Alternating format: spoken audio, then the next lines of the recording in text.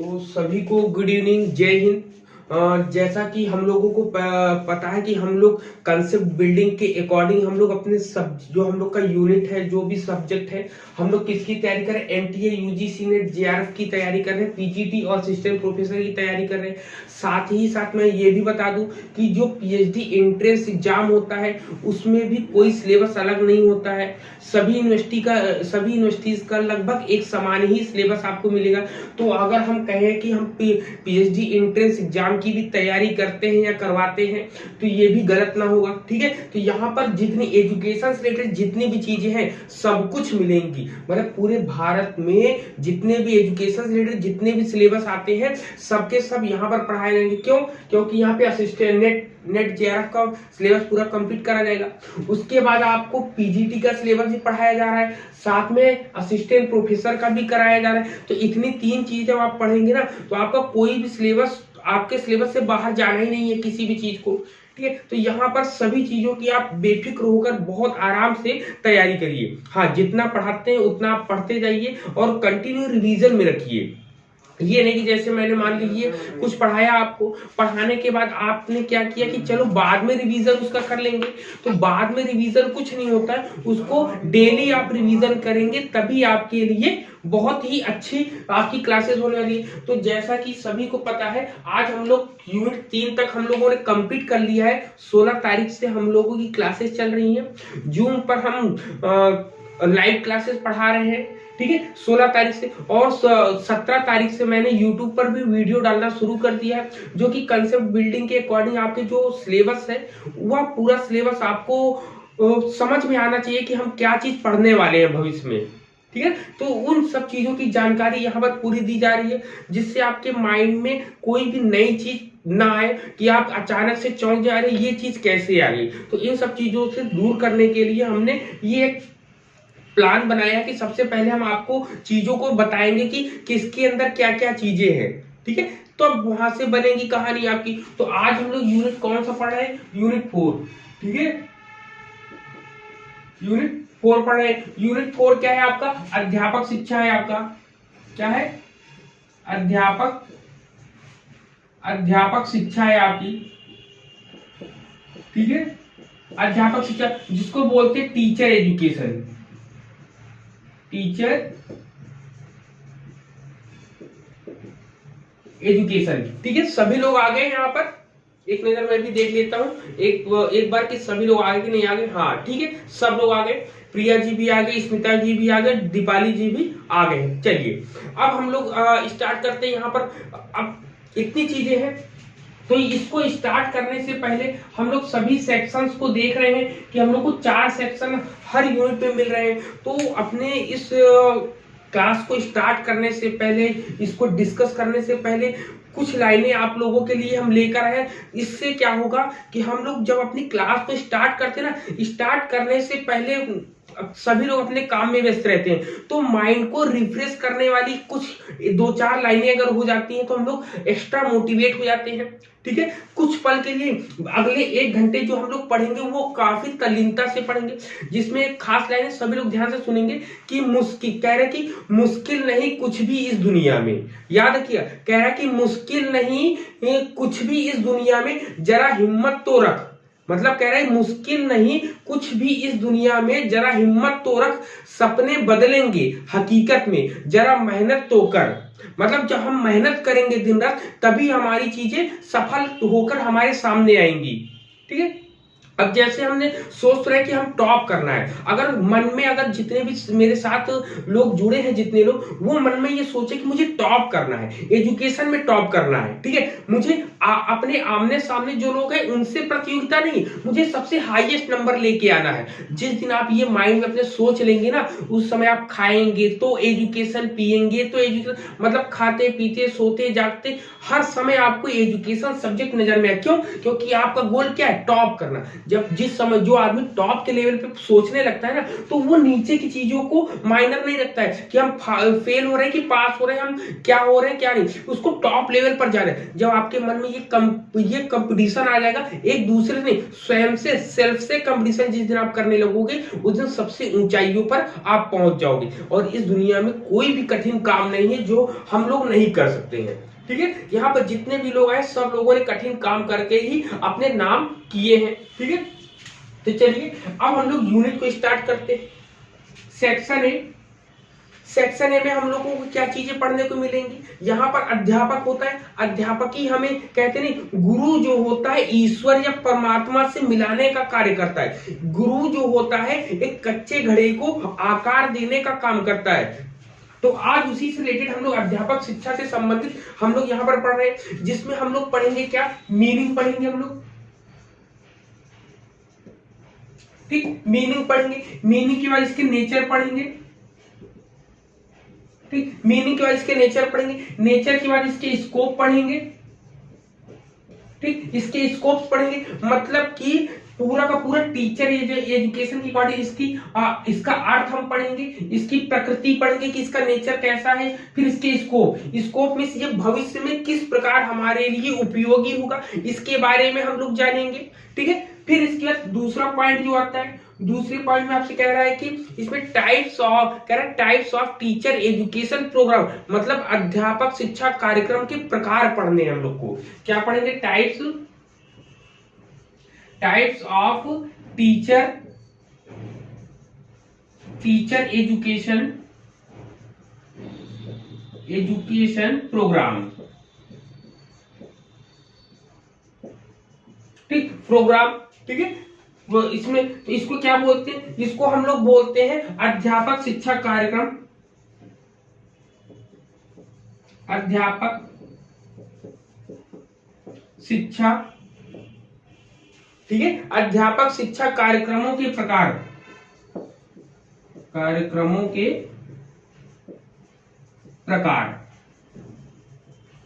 ठीक। प्रकार पढ़ने, प्रकार में भी ये कह रहा है कि इसमें एनसीटी मतलब कह रहा है कि the structure of teacher education curriculum and it's vision in curriculum document of NCERT और एनसीटीई के, मतलब कि इनके प्रकार भी पढ़ने, तो कैसे, एनसीईआरटी और किसके अकॉर्डिंग, एनसीटीई के अकॉर्डिंग पढ़ना है हम लोगों को, क्लियर है। इन तीनों चीजों के, इन दोनों के अनुसार पढ़ना है। अब इसके अंदर आते कौन कौन सी चीजें, तो याद रखिए आपका कौन कौन सा आता है, एलिमेंट्री आती है, एलिमेंट्री लेवल आता है। दूसरे पे आता है सेकेंडरी लेवल आता है। और तीसरा आपका आता है हायर लेवल, हायर एजुकेशन, जिसको हम लोग हायर सेकेंडरी बोलते हैं, हायर सेकेंडरी,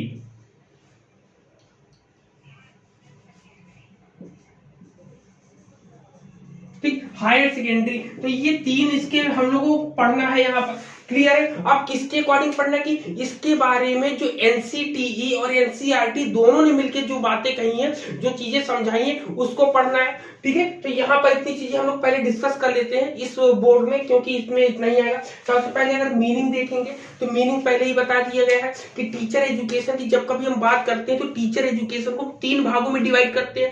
पहला आपका टीचिंग स्किल है, दूसरा पेडागोजिकल थ्योरीज होती हैं, और तीसरा होता है प्रोफेशनल स्किल्स होते हैं। सबसे पहला क्या होता है आपका, टीचिंग स्किल होता है, ठीक है। दूसरा आपका क्या होता है, पेडागोजिकल थ्योरी होती है। फिर तीसरे पॉइंट में आपके आता है प्रोफेशनल स्किल्स आती हैं आपकी, प्रोफेशनल स्किल्स की बात हम लोग करते हैं। तो ये इन तीनों के माध्यम से ही हम टीचर एजुकेशन की चीजों को जानते हैं, समझते हैं। सबसे पहले कौन है, टीचिंग स्किल है आपका, फिर पेडागोजिकल थ्योरीज हम लोग को मिलेंगे, फिर प्रोफेशनल स्किल्स हम लोग डेवलप करेंगे। तो ये तीनों चीजें क्लियर है, बताइए।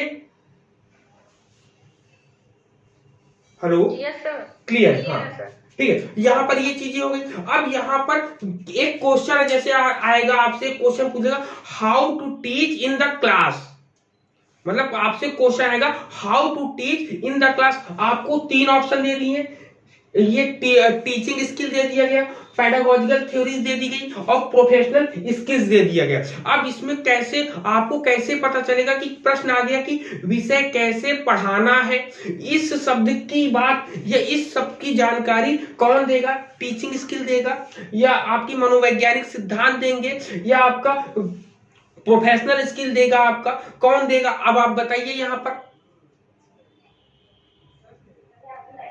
प्रश्न है विषय कैसे पढ़ाएं हम, मतलब सब्जेक्ट विषय कैसे सर पेडागोजिकल थ्योरी पढ़ाना है। ठीक है, विषय कैसे पढ़ाना है। Pedagogical theory. हाँ बिल्कुल, क्योंकि अब देखिए पेडागोजी जो हमने इससे पहले जब साइकोलॉजी बताई थी तो साइकोलॉजी में क्या बताया था, उसके नेचर को या उसकी मीनिंग्स को बताया था। किसी भी व्यक्ति के हाव भाव को जानना, उसके व्यवहार को जानना। कोई बालक कक्षा में अगर उत्तेजित हो जाता है तो उसको कैसे शांत करना है, तो यह सब चीजें जो है हम लोग को पेडागोजिकल थ्योरीज में पहले ही बता दी गई है। तो इसलिए ऐसे क्वेश्चन अगर आ जाएंगे तो आपको माइंड में याद रखना है कि हमें ये सब चीजें प्रॉब्लम हमें ऐसे सॉल्व कर लेनी है। क्लियर ये पॉइंट? जब हम इसकी अब हम इसकी types of teacher education program की बात करेंगे तो हमें मुख्य रूप से किसके एनसीईआरटी और एनसीटी के अकॉर्डिंग समझना है। लेकिन यहाँ पर आपका सबसे पहले अगर पूछा जाए पार्टीशियन कराए, सबसे पहले प्री प्राइमरी होता है, प्री प्राइमरी के बाद प्राइमरी होता है, मतलब पूर्व प्राथमिक होता है, फिर प्राथमिक होता है, फिर क्या सेकेंडरी एजुकेशन आता है, फिर हायर एजुकेशन आता है, फिर वोकेशनल टीचर ट्रेनिंग्स आती हैं आपकी। तो इतनी चीजें आपको आती हैं। अब क्वेश्चन आता है कि एनटीटी किस में आएगा। प्राइमरी भी दिया है, प्री प्राइमरी भी दिया है, सेकेंडरी भी दिया है और हायर एजुकेशन दिया है। 4 ऑप्शन आपको मिल जाए।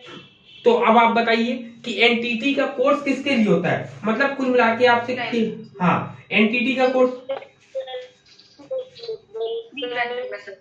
Pre primary. याद रखना कि एनटीटी का कोर्स हमेशा हम लोगों ने प्री प्राइमरी होता है। प्राइमरी के लिए हम लोग का कौन सा कोर्स आता है? डीएलएड आता है, डीएलएड आता है। जिसको पहले बीटीसी बोलते थे अब डीएलएड बोलते हैं। अब फिर इसके बाद आपका सेकेंडरी के लिए कौन सा आता है? बीएड आता है। और हायर एजुकेशन के लिए एमएड और पीएचडी आता है। ठीक है, और वोकेशनल में क्या आते हैं? 1 ईयर्स के जो कोर्सेस होते हैं, डिप्लोमा इन फिजिकल एजुकेशन जैसे फॉर एग्जांपल में आ जाता है आपका। ठीक है, यहाँ पर ये चीजें क्लियर है। अब यहाँ पर ये चीजें समझिए, लेकिन जब कभी अगर पूछा जाए कि सेकेंडरी में, तो सेकेंडरी में आपको पता है बीएड आएगा, लेकिन एलिमेंट्री में क्या आएगा आपका? डीएलएड आ जाएगा आपका। और हायर में आपको पता ही है कि एमएड और पीएचडी आता है आपका। ठीक, चॉइस बेस्ड ऑप्शनल भी इसमें आता है। बहुत सी चीजें, तमाम चीजें आती हैं। तो इसके अंदर यहाँ पर हम लोग को समझ में आया कि हम लोग को क्या क्या चीजें पढ़नी है। क्लियर हो गई ये पॉइंट? ठीक है, अब देखिए, अब इसके बाद क्या आता है आपका? इसके बाद आता है आपका ऑर्गेनाइजेशन ऑफ कंपोनेंट्स। इसमें कह रहा है organisation of components of pre service teacher education. ठीक है, अब ये सेवा पूर्व अध्यापकों की बात कर रहा है कि मतलब जो नौकरी में नहीं आए हैं उनके लिए कैसी चीजें सुविधाएं हो, कैसी चीजों को उपलब्ध कराया जाए। ठीक है, उनके लिए क्या क्या उपागमों या क्या क्या चीजों के लिए मतलब उनको अध्यापक बनने से पहले उनको ऐसी क्या चीजें दी जाए जिसमें वो अच्छे से अच्छा काम कर सके। तो उसके लिए इन्होंने 3 चीजें बताई हैं। कौन सी? एक्सपोजिटरी बताई ना, एक्सपोजिटरी है। दूसरा कौन सा है? नंबर 1 पर एक्सपोजिटरी और दूसरा कोलैबोरेटिव हो गया।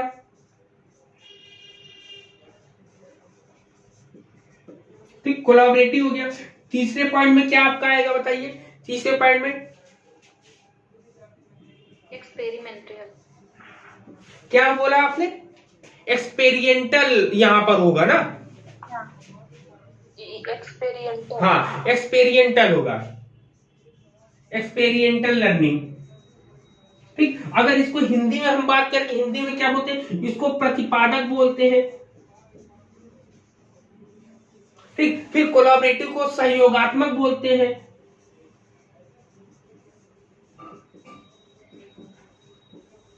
सहयोगात्मक। और एक्सपेरिमेंटल को क्या बोलते हैं? एक एक्सपेरिमेंटल होता है जिसको प्रयोगात्मक बोलते हैं, और ये हमारे सामने जो लिखा है एक्सपेरिमेंटल, इसको बोलते हैं अनुभवजन्य बोलते हैं। क्या बोलते हैं? अनुभवजन्य।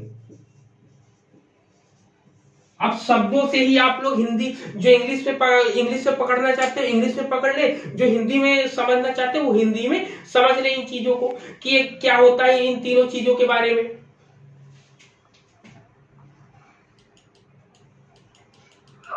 ठीक है, तो यहाँ पर देखिए इन तीनों की बात जब हम करेंगे, एक्सपोजिटरी में क्या होता है? यहाँ पे टीचिंग मतलब एडल्ट लर्नर्स को किस तरीके से पढ़ाना है, इसके टीचिंग मतलब उसमें जो है किस तरीके से उनको लेके जाना है क्लासरूम में, कैसे उनमें चीजों को चेंज करना है। तो मुख्य रूप से इसमें रिफ्लेक्टिव चीजें आती हैं। याद रखिएगा, जब कभी भी रिफ्लेक्टिव पर्सपेक्टिव की बात करें या रिफ्लेक्टिव चीजें की बात करें तो वो एक्सपोजिटरी में जाएगा, ना कि आपका किस में जाएगा, इसमें कोलैबोरेशन में जाएगा, और ना ही एक्सपेरिमेंटल में जाएगा आपका। याद रखना ये चीज माइंड में कि यहाँ पर रिफ्लेक्टिव चीजें यहीं पर आएंगी।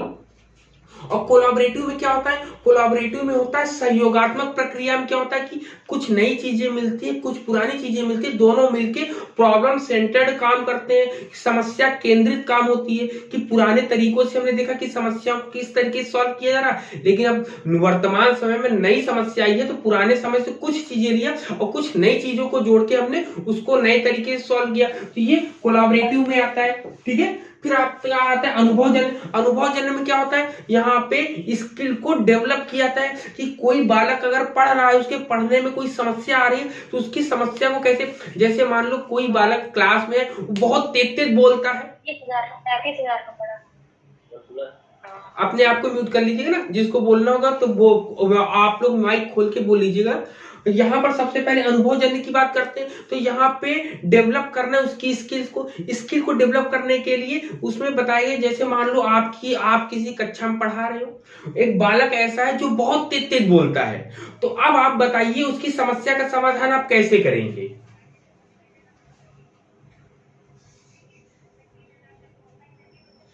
बोले कोई भी एक बालक या बालिका बताए।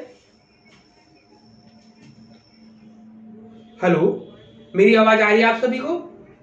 सर ये क्या सर? मैंने पूछा कि आपकी कक्षा में एक बालक ऐसा है जो बहुत तेज बोलता है, ठीक है, तो आप उसको कैसे सही करोगे, उसको सामान्य भाषा में बोलने में कैसे, उसको क्या तरीका अपनाएंगे आप उसके लिए? सर तेज मतलब ऊंचा बोलता है या फास्ट बोलता है? तेज बोलता है। फास्ट, वही तेज का मतलब फास्ट, जल्दी जल्दी पढ़ता है, जल्दी जल्दी। हाँ। क्लास में है एक बच्चा, लेकिन हम उसको क्या करते हैं कि जैसे नॉर्मल जो बच्चे नॉर्मली बोलते हैं आराम से उनके साथ बैठाते हैं, तो धीरे धीरे करके अभी उसको सही हो रहा है। उसका नाम दिव्यांश है, वो बहुत स्पीड में बोलता है, मुझे कभी समझ ही नहीं आता क्या बोलता है, लेकिन अभी वो धीरे धीरे करके सही हो रहा है।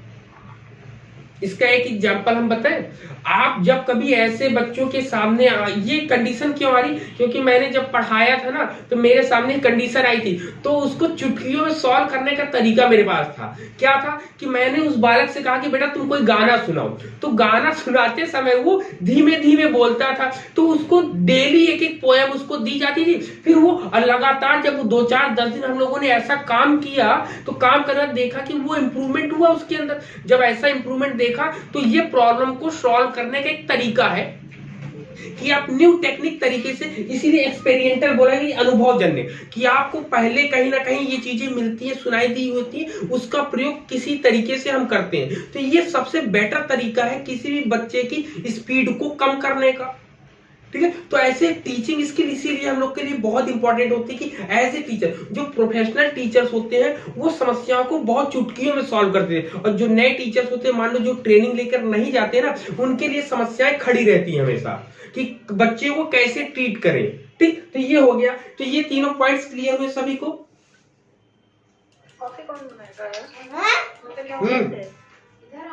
ठीक है, यहाँ पर इतनी चीजें हो गई क्लियर। अब यहाँ पे आते हैं, ये सेक्शन ये पूरा का पूरा आपको कंप्लीट हो गया है।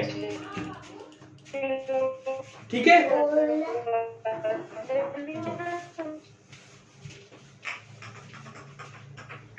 ठीक है, तो इसको साफ करें अब हम लोग।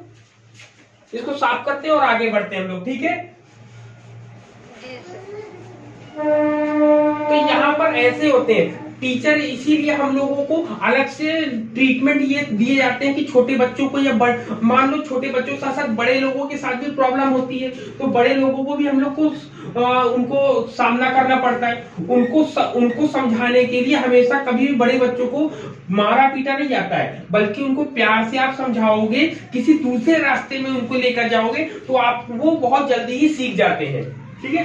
मतलब उनकी बुद्धि का हम लोग सही तरीके से अगर इस्तेमाल कर लेंगे तो वो कहीं ना कहीं हम लोग फायदे में रहते हैं उनको समझाने में, ठीक है। जैसे अगर हम एग्जांपल दें, हमारे कॉलेज की अगर बात करें तो बहुत से टीचर हैं बहुत जल्दी उग्र हो जाते हैं, लेकिन बहुत ज्यादा से ज्यादा बच्चे हमारे साथ जुड़ना पसंद करते हैं, जुड़ते रहते हैं हमारे साथ, ठीक है। तो वो एक प्रभाव होता है एक अलग सा कि बच्चों के सामने कभी आप उनको चिल्लाओ नहीं, क्योंकि बड़े एडल्ट बच्चे होते हैं वो भी सोचते हैं कि अगर हम 4 लोगों के बीच में खड़े हैं और अध्यापक हमसे गलत तरीके मतलब डांट कर बोल रहा है तो वहां पर उनका बैड इफेक्ट पड़ जाता है ना, तो वो लोग फिर कभी रिस्पेक्ट नहीं करते किसी दूसरे की। तो ये सब चीजें आजकल का तो और एकदम गया हुआ अरे है। आजकल का तो बहुत खतरनाक है। बहुत बच्चों को ट्रीट करना सबसे कठिन जॉब है।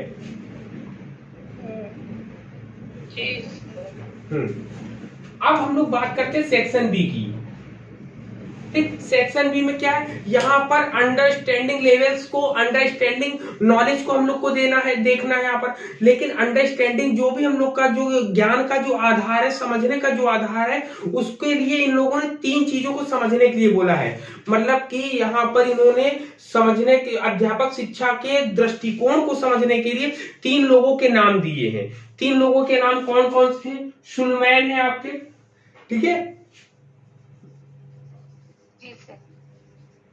शुलमैन है, शुलमैन के साथ डेंग एंड दूसरा नाम क्या है, डेन एंड ल्यूक है आपके, डेन एंड ल्यूक है, ल्यूक LUKE ल्यूक है आपका। और तीसरा कौन सा नाम है आपका? हैबरमास, ठीक है, हैबरमास है आपका,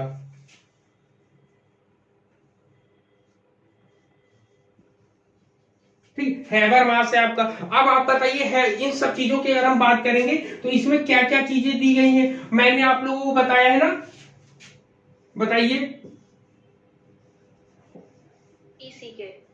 शुलमैन हो गया, डेंग एंड ल्यूक हो गए और हैबरमास हो गए, ठीक है। अब इसमें अब अगर हम इनकी बात करें तो हम लोगों ने एग्जाम के पॉइंट ऑफ व्यू से जब पढ़ा था तो अब यूजीसी के एग्जाम में शायद आया कि नहीं आया है ये मुझे भी ध्यान नहीं आ रहा, लेकिन अगर हम शुलमैन की बात करें तो ये आपका कब आया था, 1900 किस में आया था, 1987 में आया था। डेंग एंड ल्यूक वाला कब आया था, 2008 में आया था, ठीक। और हैबरमास वाला कब आया था आपका, बताइए। हैबरमास वाले की हम बात करेंगे 1971। हाँ 1971 में, ठीक, ये आया। अब इसके शॉर्ट कीज में हमने बताया था कि ये आपका PCK हो जाता है आपका, और ये क्या हो जाता है आपका नेक्स्ट वाला, DPE। हाँ DPE होता है। DPE का मतलब क्या होता है, डिस्प्लेरी होता है, P का पार्टिसिपेट वो प्रैक्टिकल होता है, और E का मतलब एक्सपेरिमेंटल होता है आपका, ठीक। और PCK का मतलब क्या होता है, P का मतलब क्या होता है आपका पेडागोजिकल, और C का मतलब कंटेंट होता है, K का मतलब नॉलेज होता है आपका, क्लियर। तो यहाँ पर इनके ये एग्जाम में बहुत ही शानदार तरीके से आप इसको यूज कर सकते हैं। अब इसका क्या होता है, TPE। हाँ TPE होता है यहाँ पे। T का मतलब क्या होता है, वो टेक्निकल होता है, P का प्रैक्टिकल होता है, और आपका E का क्या होता है, इमेंसिपेटरी। हाँ इमेंसिपेटरी का मतलब भी मैंने बताया था कि सेल्फ रिफ्लेक्शन जो होता है आपका, ठीक। तो यहाँ पर ये चीजें हम लोगों को पढ़ने को मिलती हैं, ठीक है, हम लोगों को ये चीजें पढ़नी है यहाँ पर। इसके बाद हम लोग क्या आता है इसमें, इसके बाद आता है रिफ्लेक्टिव टीचिंग की मीनिंग्स आती है, ठीक। रिफ्लेक्टिव टीचिंग का हम लोग इसके बाद हम लोग क्या पढ़ेंगे, रिफ्लेक्टिव टीचिंग,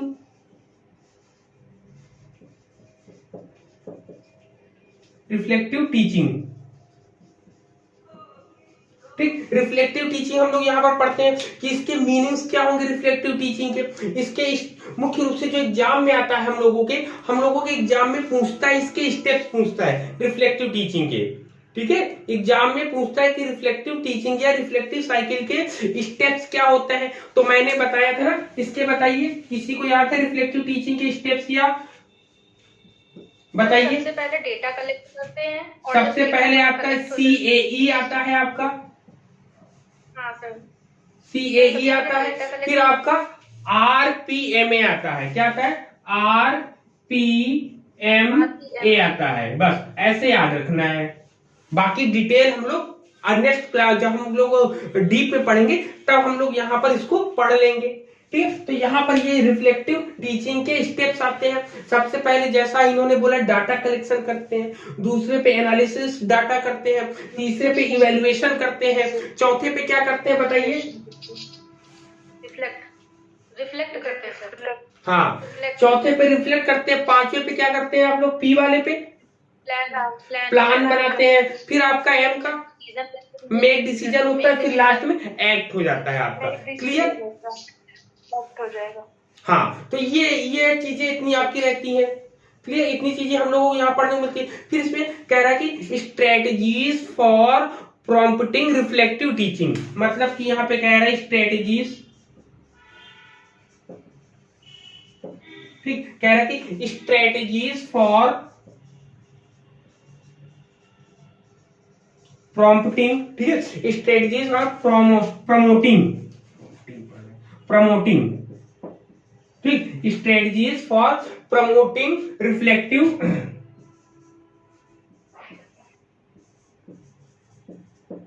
ठीक है, strategies for promoting reflective teaching. किसकी? रिफ्लेक्टिव टीचिंग की बात करेंगे। ठीक, अगर हिंदी में से पूछे क्या है, तो हिंदी में ये कहता है कि यहाँ पे जो रिफ्लेक्टिव टीचिंग है उसके तरीके पूछ रहा है कि इसको कैसे बनाए, कैसे क्या करना है। तो इसमें कुछ मॉडल्स दिए गए हैं, उन मॉडल्स के नाम क्या है? इसमें स्ट्रेटजीज भी हम लोग बता लिए। अब इसमें कुछ मॉडल्स के नाम भी दिए हैं कि मॉडल्स ऑफ टीचर एजुकेशन। तो मॉडल्स में आपका बिहेवियरिस्टिक आता है,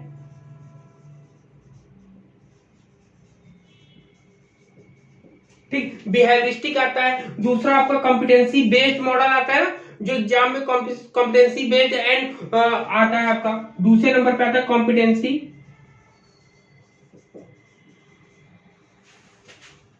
हेलो मेरी आवाज आ रही? आ रही है? ठीक ठीक, हाँ, कॉम्पिटेंसी बेस्ड आता है आपका।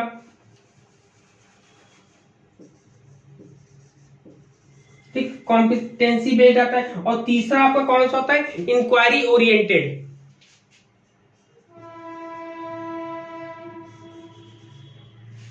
इंक्वायरी ओरिएंटेड आता है।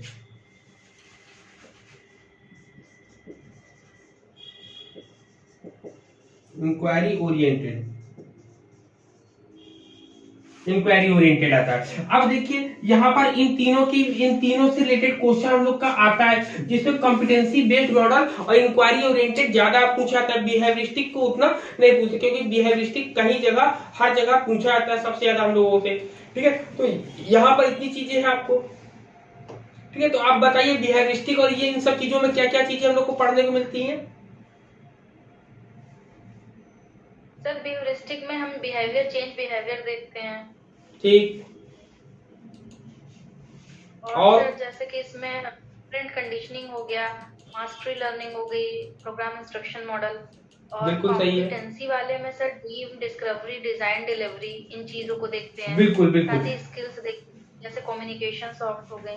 हाँ, इंक्वायरी बेस्ड में सर इसमें हम इन्वेस्टिगेशन की बात करते हैं, जिसको हिंदी में बोलते हैं पूछताछ। अगर हम हिंदी में इसकी करें तो पूछताछ उन्मुख अध्यापक शिक्षा मॉडल्स के बारे में सब। इसको कॉम्पिटेंसी बेस्ड मॉडल को हम बोलते हैं सक्षमता आधारित मॉडल बोलते हैं, और इसको व्यवहारवादी अध्यापक शिक्षा मॉडल बोलते हैं। तो ये सब चीजें इतनी जो सेक्शन बी में हम लोगों को पढ़नी है डीप में। क्लियर है? ये क्लियर है? आगे चले अब हम लोग। ठीक है, क्लियर है हम लोग। चले अब हम लोग आगे चलते हैं। जब इतनी चीजें हम लोग यहाँ पढ़ लेते हैं तो यहाँ पर टीचर के अकॉर्डिंग हम लोगों को मॉडल्स पढ़ने को मिले। अब सेक्शन सी में हम लोग देखेंगे कि हम लोगों को क्या पढ़ने को मिलेगा। आज से सुजाता मैम ने भी क्लास लेनी शुरू करी है, उन्होंने एक प्लस क्लास और एक स्पेशल क्लास भी ली है। तो जो लोग अनअकैडमी के जुड़े हैं सुजाता मैम से, वो लोग भी इसमें जाके देख लेंगे, क्योंकि उनकी क्लासेस शुरू हो गई है। वो भी जैसा हम बता रहे हैं कंसेप्ट बिल्डिंग बनाने के लिए, मैम भी वैसे ही आपका कंसेप्ट बिल्डिंग ही बनवा रही है, तो उसको माइंड मेकअप कर रही है सभी बच्चों को, ठीक है। और उनका भी एग्जाम है, तो वो भी थोड़ा सा अभी व्यस्त हैं।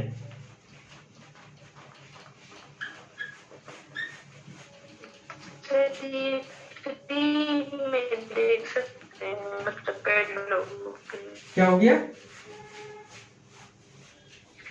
ये सबके लिए है अपने मतलब जो लोग पेड किए हैं, जो क्लास पेड वाले भी हैं, स्पेशल क्लासेस जानते हैं अकेडमी पे चलती रहती है, उसका कोई इशू नहीं है। वो तो आप फ्री क्लासेस रहती हैं, उसमें फ्री क्लासेस में आपको क्वेश्चन पेपर ही सॉल्व होंगे। जो पेड होता है, पेड वाले में अलग से कराते हैं, उनकी पेमेंट इतनी ज्यादा है, लेकिन जितना वो पढ़ाएंगे मैम उससे ज्यादा हम प्रयास करेंगे आपको पढ़ाने का। मैम भी पढ़ाएंगे, मैम ने बहुत ढेर सारा पढ़ा रखा है, तो वो अब उतना आपको, क्योंकि उनकी भी अब लाइफ अलग है, वो भी काफी बिजी शेड्यूल में रहती है ना, ठीक है, तो काफी बिजी शेड्यूल में रहता है उनका भी। तो चलिए अब हम लोग सेक्शन सी की तरफ चलते हैं। ठीक, सेक्शन सी की तरफ चलते हैं। सेक्शन सी में आपका देखिए क्या आएगा आपका, ठीक है। सेक्शन सी में अब आएगा इन सर्विस टीचर एजुकेशन। क्या आएगा आपका? In service teacher education, teacher education, ठीक। इन सर्विस टीचर एजुकेशन की मतलब जो ड्यूटी, जो जॉब कर रहे हैं, जो सेवाकालीन, इसको बोलते हैं सेवाकालीन अध्यापक। क्या बोलते हैं? सेवाकालीन, सेवाकालीन अध्यापक शिक्षा,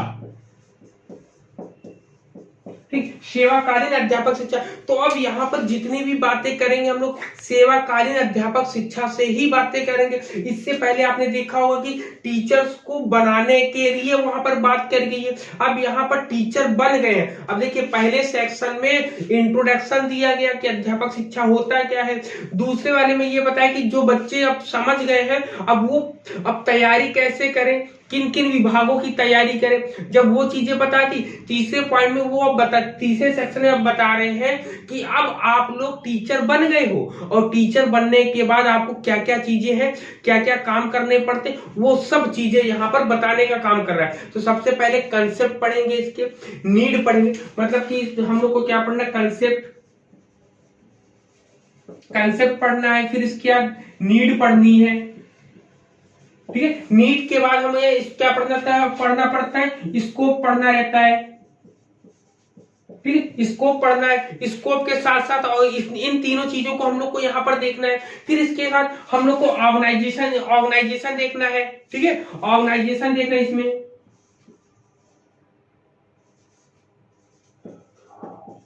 ऑर्गेनाइजेशन, ठीक है। ऑर्गेनाइजेशन मतलब कि इनमें इन सर्विस टीचर एजुकेशन से संबंधित जो होते हैं वो आपके संगठन कौन कौन से हैं, तथा इनकी विधियां क्या क्या है, कौन कौन सी विधियों का हम प्रयोग कर रहे हैं।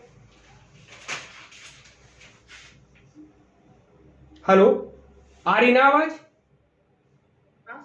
ठीक ठीक ठीक, क्योंकि टाइम अप होने वाला था ना, इसलिए हम देख रहे हैं, ठीक है। तो यहाँ पर इतनी चीजें हो गई कि कंसेप्ट हो गए, नीड हो गए, स्कोप हो गया, ऑर्गेनाइजेशन हो गई, इन सबसे रिलेटेड मतलब कि कुल मिला के एजेंसीज हम लोग को पढ़नी रहेंगी, तो इसमें, ठीक है। तो अब यहाँ पर इसके साथ साथ हम लोगों को एजुकेशनल जो एजेंसीज होती हैं उसमें डिस्ट्रिक्ट कौन कौन सा पढ़ना है, डिस्ट्रिक्ट लेवल पर,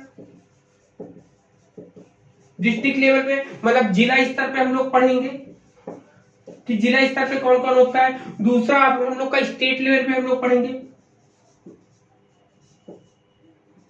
ठीक, स्टेट लेवल पे मतलब राज्य स्तर पे कौन रहता है, राज्य स्तर पे उसके बारे में हम लोग पढ़ेंगे। फिर नेशनल लेवल पर, नेशनल लेवल पर, ठीक है, नेशनल लेवल पर पढ़ेंगे हम लोग। राष्ट्रीय स्तर पर, ठीक, राष्ट्रीय स्तर पर कौन कौन सी चीजें हैं, उन सब चीजों के बारे में हम लोग पढ़ेंगे यहाँ पर। ठीक है, तो इन तीनों चीजों के बारे में हम लोगों को यहाँ पर पढ़ना है कि यहाँ पर देखना है कि इन सर्विस के अंदर आप कौन कौन सी एजेंसियां आती हैं, या हम कहें तो कौन कौन से आयोग आते हैं। तो हम लोग को क्या पढ़ना है, सबसे पहले देखते हैं, पॉइंट करेंगे तभी हम लोग को समझ आएगा ना। पॉइंट हम लोग करते हैं। नंबर 1, आपको एसएसए पढ़ना है। क्या पढ़ना है? एसएसए, जिसको बोलते हैं सर्व शिक्षा अभियान। दूसरे पॉइंट में हम लोग को क्या पढ़ना है? दूसरे पॉइंट में रमसा बोर्ड पढ़ना है। रमसा, ठीक है, रमसा पढ़ना है। तीसरे में आपको क्या पढ़ना है? तीसरे में SCERT पढ़नी है हम लोगों को। फिर चौथे पॉइंट में आपका क्या है? क्या है? NCERT पढ़नी है हम लोग को। NCERT के बाद फिर हम लोग को क्या करना है? नंबर 5 पर कौन है आपका? NCTE है। NCTE है। और नंबर 6 पर आपका क्या है? UGC है। UGC है। इतनी चीजें यहाँ पर, इतनी चीजों के बारे में हम लोग को एसएसए का फुल फॉर्म, इन सब का फुल फॉर्म कभी ना कभी पूछ भी लिया जाता है, तो सभी का फुल फॉर्म भी हम लोग पढ़ेंगे। ठीक है, एसएसए का भी पता है, रमसा राष्ट्रीय उच्चतर माध्यमिक शिक्षा आयोग है। ठीक, राष्ट्रीय माध्यमिक शिक्षा आयोग है। ठीक है, फिर आपका SCERT होता है, आपका NCERT होता है, फिर NCT होता है। लेकिन सबसे इंपॉर्टेंट वे रोल जो करता है, यूपीएससी की जितने लोग भी तैयारी करते हैं, IAS PCS की जितने लोग भी तैयारी करते हैं, सबसे मुख्य किताबें इसकी मानी जाती है उनके लिए। ठीक है, कि गवर्नमेंट भी इसको प्रिफर करती है आपकी। जी सर। ठीक, फिर इसके बाद हम लोग को देखते हैं इसमें सेवाकालीन जो अध्यापक शिक्षा की जो योजनाएं होती हैं, उनसे संबंधित जो प्राथमिक उद्देश्य के जो बिंदु होते हैं, उसके लिए उन्होंने क्या बोला है? उसके लिए उन्होंने कुछ 4 पॉइंट बताए हैं, A B करके। ए वाले में है आपका पर्पस है आपका, ठीक है, पर्पस है। बी वाले में देखिए, बी वाले में कहते हैं पर्पस के साथ साथ फिर ड्यूरेशन हम देखेंगे। क्या देखेंगे? ड्यूरेशन देखेंगे, समयावधि जिसको हम लोग बोलते हैं। ठीक है, ड्यूरेशन देखेंगे हम लोग।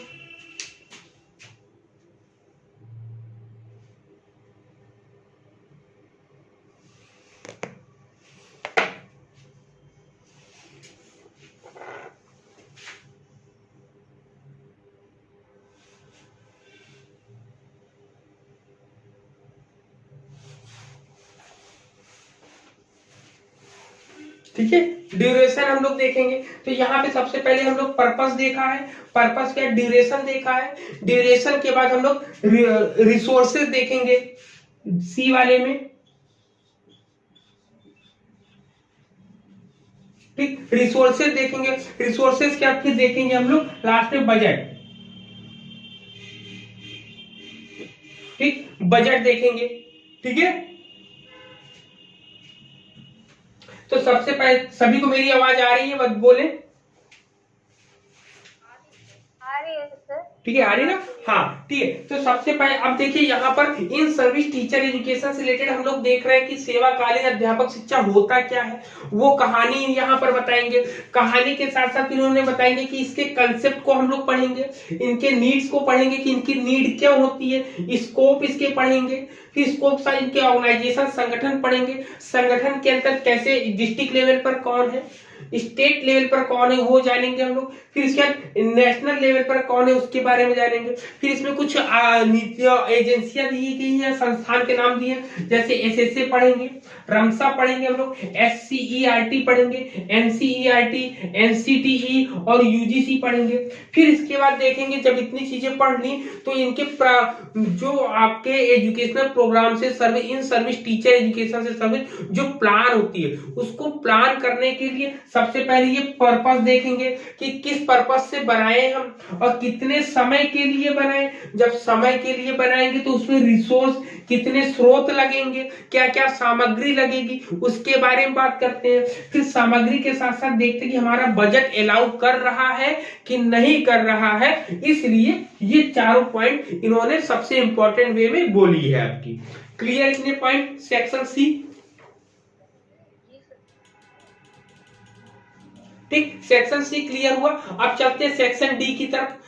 ठीक है, सेक्शन सी के साथ अब हम लोग चलते हैं सेक्शन डी की तरफ। अब देखिए एकदम लाइन से चल रहा है कि अध्यापक शिक्षा में पहले इंट्रोडक्शन दिया, फिर टीचर कैसे बनना ये बताया, फिर तीसरे में बता दिया कि आप टीचर बन गए, बनने के बाद आपको क्या क्या करना है। अब चौथे स्टेप पे अब हम लोग को देखना है कि हम लोग कैसे वो आपको अर्न करेंगे, कैसे अपनी इनकम करेंगे। अब इनकम के लिए बताया गया यहाँ पर, तो देखिए बहुत अच्छे तरीके से इसको सिलेबस को बिल्डअप किया गया है कि अगर एक तरीके से देखा जाए तो ये हमारे माइंड को सही तरीके से समझाने का प्रयास कर रहे हैं कि आप कैसे हायर एजुकेशन में प्रवेश करेंगे।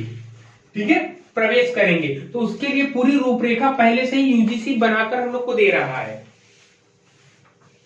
अब बस बात ये कि कौन किस तरीके से समझता है, बस बात इतनी है।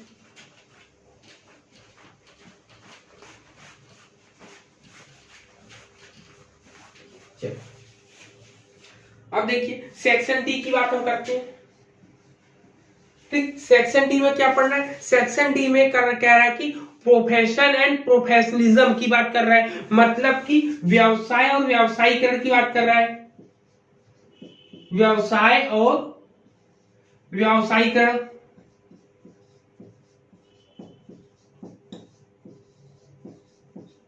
ठीक, व्यवसाय और व्यावसायीकरण की बात कर रहा है, मतलब कि प्रोफेशन की बात कर रहा है, प्रोफेशन एंड प्रोफेशनलिज्म।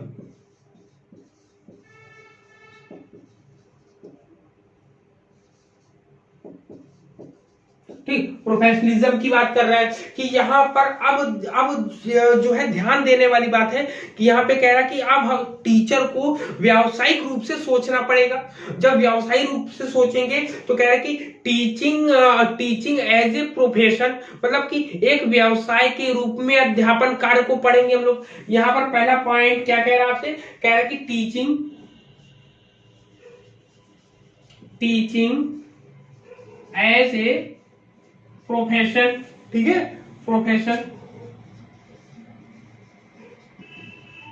प्रोफेशन हो जाएगा आपका। ठीक है, पहले पॉइंट में ये पढ़ेंगे। दूसरे पॉइंट में ये हम लोग से कहता है कि प्रोफेशनल एथिक्स ऑफ टीचर। क्या पढ़ेंगे, प्रोफेशनल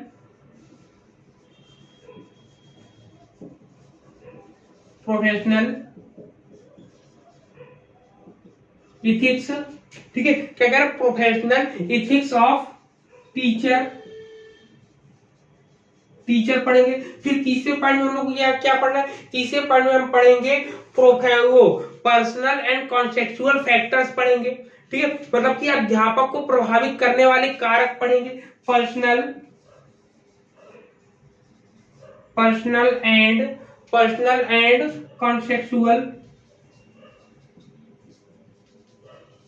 कॉन्टेक्चुअल फैक्टर्स के पढ़ेंगे हम लोग,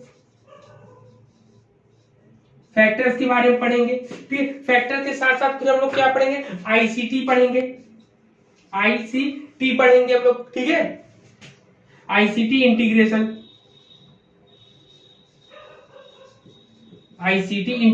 पढ़ेंगे हम लोग। फिर इसके बाद हम लोग क्या पढ़ेंगे, आईसीटी, फिर क्वालिटी इनहेंसमेंट पढ़ेंगे। ठीक है, क्या पढ़ेंगे, क्वालिटी इनहेंसमेंट। ठीक है, क्वालिटी इनहेंसमेंट पढ़ेंगे हम लोग, यहाँ पर क्वालिटी इनहेंसमेंट पढ़ेंगे। फिर इसके बाद हम लोग क्या पढ़ेंगे, इनोवेशन पढ़ेंगे। यहाँ पर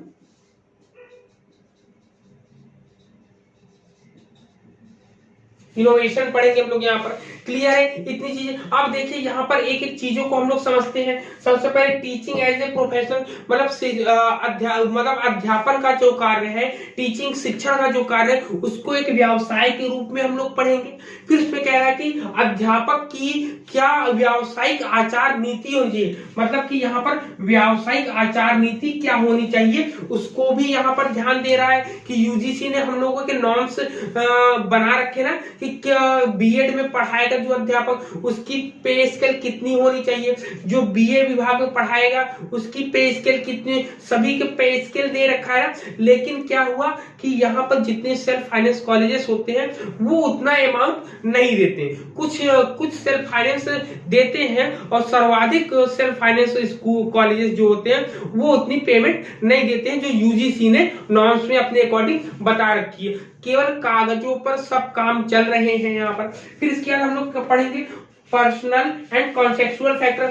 फिर हम इसके बाद पढ़ेंगे कि अध्यापक का जो विकास है उसके विकास को प्रभावित करने वाले कारकों के बारे में हम लोग पढ़ेंगे, यहाँ पर फैक्टर्स के बारे में। फिर आईसीटी, अब यहाँ पर देखेंगे आईसीटी के साथ आईसीटी को लेकर हम कैसे चल रहे हैं, किसी भी बालक बालिका को समझ रहे हैं या समझाने के लिए बात करते हैं हम लोग यहाँ पर, ठीक है। फिर इसमें कह रहा है कि क्वालिटी इनहैंसमेंट, मतलब कि गुणवत्ता प्रवर्धन से संबंधित, कि अध्यापक शिक्षा के व्यावसायीकरण के लिए गुणवत्ता प्रवर्धन, मतलब कि उसके प्रोफेशनल को और अच्छा बनाने के लिए और उसमें क्या क्वालिटीज को हम बढ़ा सकते हैं ये जानेंगे। फिर इनोवेशन में उनमें क्या क्या नई टेक्नोलॉजी, नई तकनीकों का हम प्रयोग कर सकते हैं। तो यहाँ पर पूरा का पूरा सेक्शन डी भी आपका कंप्लीट होता है। बताइए किसी को कोई समस्या हो? हेलो जी सर। किसी को कोई समस्या नहीं है? ठीक है, किसी कोई समस्या नहीं। अब देखिए आपको ये ध्यान रखना है, क्या ध्यान रखना है कि भरोसा ईश्वर पर है। लाइन याद रखिएगा, कह रहा है कि भरोसा ईश्वर पर है तो जो लिखा है तकदीर में वही पाओगे। अगर आपने ये मान लिया, अगर आपको ईश्वर पर भरोसा है, कह रहे कि आप खुद कह रहे कि भरोसा ईश्वर पर है तो जो लिखा है तकदीर में वो ही पाओगे। मगर भरोसा अगर खुद पर है तो ईश्वर वही लिखेगा जो आप चाहोगे। तो आज की डेट में जिसने जो जो लिखा है, याद रखिएगा ईश्वर के ऊपर अगर आपने छोड़ा तो ईश्वर ने जो लिखा वही पाओगे। लेकिन अगर आपने सोच लिया कि आप खुद मेहनत करोगे तो ईश्वर जो आप चाहोगे वही ईश्वर आपके हाथ में लिखेंगे या आपकी तकदीर में लिखेंगे। तो ये कुछ लाइनें हैं जो आप लोगों को मोटिवेट करेंगी और हमको भी मोटिवेट करेंगी आगे बढ़ने के लिए ना। किसी के ऊपर नहीं छोड़ना है, सब काम खुद करना है। ठंडी हो, गर्मी हो, बरसात हो, क्या लद्दाख में जो लोग रहते हैं क्या वो लोग पढ़ाई नहीं करते हैं? क्या करते हैं, वो लोग भी करते हैं। तो हम लोग भी ठंडी में पढ़ाई कर रहे हैं, तो इसमें कोई बड़ी बात नहीं है। हमेशा कंटिन्यू लगातार रूप में आपको और हमको प्रयास करते रहना है। क्लियर है यहाँ पर सभी को? सभी चीजें बताइए जी। आप लोग भी कुछ कहना चाहेंगे, बातों को शेयर करेंगे अपनी?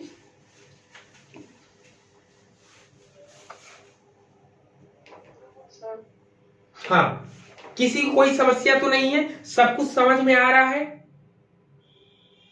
सर क्लास स्टार्ट कर दीजिए जल्दी से, ये वाली सेक्शन कंप्लीट करके। कौन सी? ये सिलेबस वाली?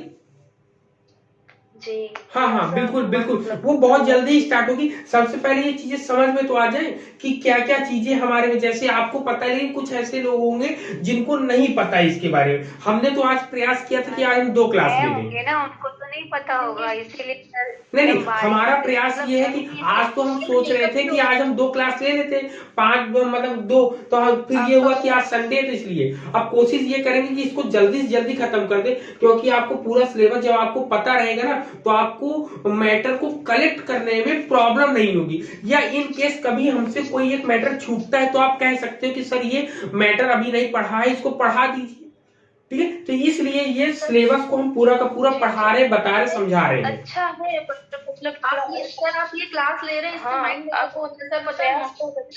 और इससे एक फायदा ये भी है कि आपके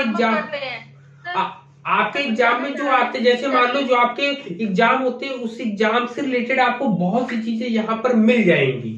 हाँ, अब आप बोले, दीपाली जी बोले। सर ये कह रहे हैं कि जैसे हम एक्सरसाइज करते हैं तो बॉडी को वार्म अप करते हैं, तो सर शुरू होने से पहले ये तरह से हमको रिचार्ज करा, हमारा मतलब वार्म अप हो रहे हैं, बूस्टअप हो रहे हैं कि हमें ये चीजें फिर से अपनी बुला के फिर से पढ़नी है। तो बिल्कुल सही है, बिल्कुल सही है। बाकी बहुत जल्दी ही जब क्लासेस स्टार्ट करेंगे और आप परेशान मत होइए, पूरा प्रयास रहेगा कि अच्छे तरीके से हम लोग करें, बहुत ही बेहतरीन और बहुत ही बिंदास तरीके से हम लोग सिलेबस करेंगे, क्योंकि कंटेंट मैंने कंप्लीट ओवरऑल जितनी भी एजुकेशन का जितना भी चीजें हैं सब कुछ मैंने कलेक्ट कर लिया पढ़ाने के लिए। बहुत ही अच्छी क्लासें आपकी चलने वाली है। बस ये सिलेबस का थोड़ा सा इंट्रो दे दे और लोगों को, ताकि जो लोग एडमिशन लेना चाहते हैं वो लोग एडमिशन भी ले लें, ठीक है। और जो लोग मेरे साथ जुड़ना चाहते हैं बहुत जल्दी जुड़ लें, क्योंकि जब हम सिलेबस स्टार्ट कर देंगे ना तो मेरा मानना है कि हम यूनिट फर्स्ट से पढ़ाएं कि यूनिट 10 से पढ़ाएं ये डिसाइड करें, लेकिन मेरा मानना यह है कि यूनिट फर्स्ट से हम इस बार स्टार्ट करें, क्योंकि यूनिट एक बहुत चलिए तो ठीक है। It's not about competition, मतलब पूरा होल नॉलेज, बिल्कुल बिल्कुल होल नॉलेज दिया जाएगा। आप सब पता है सर, आपसे जब पढ़ा है तब तक फर्स्ट टाइम सिलेबस को सही से देखा कि हमारे सिलेबस में है क्या। पढ़ते थे पर यही नहीं पता होता था कि हमारे सिलेबस में क्या है, सोचते थे कहाँ से क्वेश्चन आ रहे हैं। और सर जब से आपसे जुड़े हुए हैं इस शिक्षा संवाद मंच से, तो सर आपने एक कंसेप्ट बारीकी से क्लियर किया कि फर्स्ट यूनिट में ये चीजें आ रही हैं, इनके सेक्शन में ये है ये है ये। तो सर इससे भी बहुत सारी चीजें, सर कुछ क्वेश्चन तो मैंने देखा कि यूनिट से उठा के रख देते हैं। बिल्कुल आप यूनिट 2 जाएंगे, यूनिट 2 में पूरा पूरा स्टेप रखा है उसमें लास्ट की सेक्शन डी का ना, ऐसी चीजें फर्स्ट टाइम देख रहे हैं। चलिए चलिए बहुत अच्छा की बहुत अच्छा है। चलिए बहुत जल्दी हम लोग स्टार्ट करेंगे अपनी क्लासेस को, और उस वो क्लास जो होगी वो भी कम से कम, जब हम फिलोसफी का जब क्लास स्टार्ट करेंगे मुझे पूरा का पूरा 1 से 2 दिन लगेगा आपको फिलोसफी समझाने में। उसके सब्जेक्ट पे तो बाद में जाएंगे, उससे पहले उसके कंसेप्ट पे जाएंगे कि वो चीजें आई कहाँ से। वो बहुत मजेदार होने वाली है। सर संडे को थोड़ा रिलैक्सेशन दे दिया करिएगा, 1 ही घंटे की क्लास लिया। हाँ, अरे बिल्कुल नो डाउट, वो आपको भी काम रहता है, हम लोगों को काम है, मैं भी और लोगों को काम है। होता है कि हाँ वर्किंग लोगों को ये होता है कि ना संडे आप खींच दो, क्योंकि मतलब वर्क के हम लोग को वही दिन मिलता है, बस संडे एक मिलता है, ताकि आप संडे एक मिलता है तो उसमें भी अगर ऐसा, क्योंकि आपका वीडियो रिकॉर्डेड तो मिलेगा, जिसको टाइम नहीं वो बाद में भी देगा। हाँ बिल्कुल मजा आती है, पड़े रहते हैं। चलिए ओके सर, ठीक है ठीक है बिल्कुल हम प्रयास करेंगे, क्योंकि संडे का दिन जो है बहुत ही खास होता है। मेरे पास भी टाइम जो है पर्याप्त रहता है, तो हम भी लंबे समय तक पढ़ा सकते हैं ना। थोड़ा सा ज्यादा चलिए नहीं, दीपाली जी को थोड़ी ज्यादा मेहनत करनी पड़ेगी, अब संडे को भी पढ़ना पड़ेगा। मैनेज कर लो, संडे को भी दीपाली जी को पढ़ना पड़ेगा ना। चलिए संडे को अच्छी चलिए मतलब क्लास लीजिएगा सर, बाकी दिन अगर थोड़ा ज्यादा पेपर कैसा गया, पेपर नेट का जी